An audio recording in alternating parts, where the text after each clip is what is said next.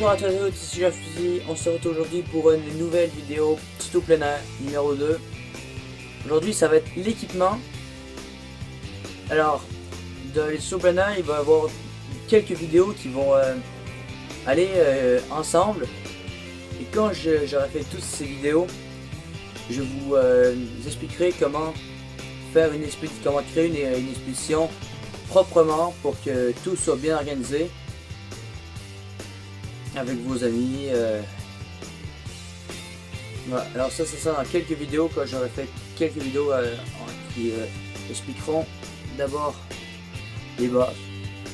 Alors tout d'abord, en plein air, il y a deux sortes de sorties en plein air. Il y a les sortes une marche en forêt, c'est une sortie plein air. Alors si vous allez marcher que quelques heures, pas besoin de prendre de sac, juste une ceinture avec des bouteilles d'eau, une poche. C'est largement suffisant si vous allez marcher quelques heures ou avec la journée. Alors ça c'est déjà un équipement très pratique. Ça prend pas de place et ça vous dérange pas quand vous marchez. Voilà, ça prend pas de place, vous avez de l'eau.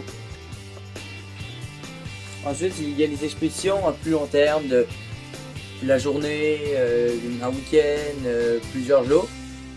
Alors pour ça, le sac à dos c'est mieux. Si vous marchez longtemps avec votre sac est assez lourd, ne prenez pas un sac comme vous allez à l'école par exemple, un sac avec juste deux bretelles. Ça, tout le poids sera sur vos épaules et vous aurez mal au dos en quelques heures. Alors je vous conseille plutôt un sac de ce genre avec des attaches. Comme ça, tout le poids, la majorité du poids sera transféré sur vos hanches, ici, bien ajusté, sur vos hanches. Vous économiserez beaucoup d'énergie, vous pourrez marcher plus longtemps sans avoir mal au dos. Ensuite, quand vous allez marcher, il est important de choisir soigneusement ce que vous mettez au pied. Par exemple, ne mettez pas de sandales, ça me paraît évident.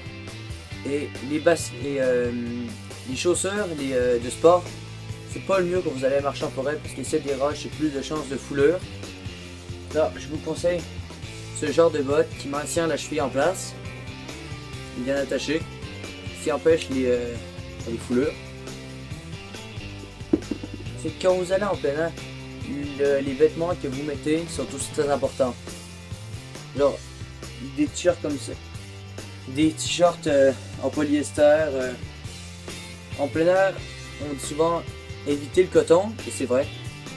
Parce que le coton, si pendant longtemps il fait chaud et vous suez, le coton ça prend l'eau facilement et c'est long à sécher, alors que le polyester ça prend l'eau mais ça sèche extrêmement vite. Si vous le mettez l'attaché comme ça une barre pendant quelques heures, il sera sec. Puis voilà. Polyester, pareil pour tout ce qui est pantalon, polyester aussi si vous avez, c'est toujours l'idéal.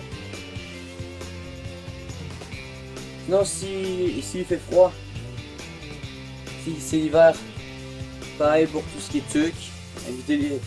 En plein air c'est pas compliqué, évitez tout coton. Si vous n'avez pas le choix, prenez-en, mais dès que vous pouvez éviter du coton, évitez-le. Ensuite, en plein air, ce qui est extrêmement important, c'est de boire beaucoup. Donc amenez-vous une grosse gourde d'eau, comme là par exemple celle-là elle me fait 1 litre.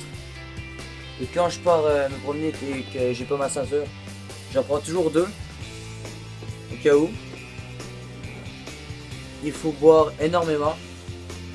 Il vaut mieux boire avant d'être déshydraté.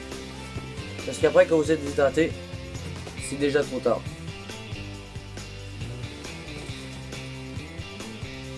Alors pour pour l'équipement en plein air, nous avons fait à peu près le tour. Le sac, les vêtements, les bottes. La prochaine vidéo sera sûrement sur la bouffe, la nourriture à amener en plein air. Qu'est-ce qui est plus pratique que d'autres? Nous verrons ça dans la prochaine vidéo. Voilà. Je vous dis à la prochaine. Bye.